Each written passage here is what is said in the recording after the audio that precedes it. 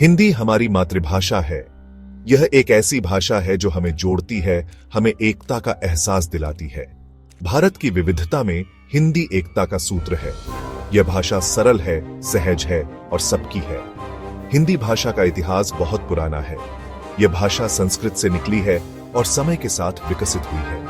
आज हिंदी दुनिया की सबसे अधिक बोली जाने वाली भाषाओं में से एक है।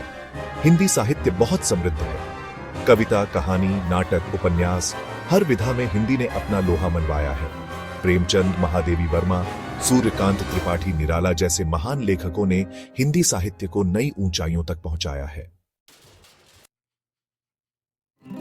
किसी भी भाषा की नींव उसकी वर्णमाला होती है।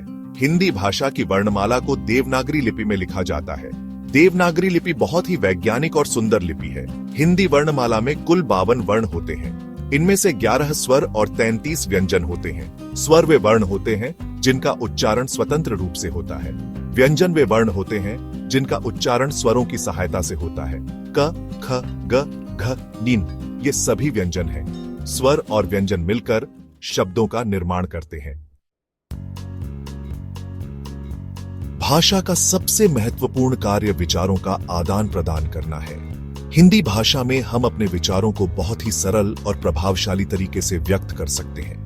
हिंदी भाषा में शब्दों का चयन बहुत महत्वपूर्ण है। सही शब्दों का प्रयोग करके हम अपने भावों को और भी अधिक प्रभावशाली ढंग से व्यक्त कर सकते हैं। हिंदी भाषा में अनेक मुहावरे और लोकोक्तियां हैं जो हमारे विचारों को और भी अधिक रोचक और प्रभावशाली बना देती हैं।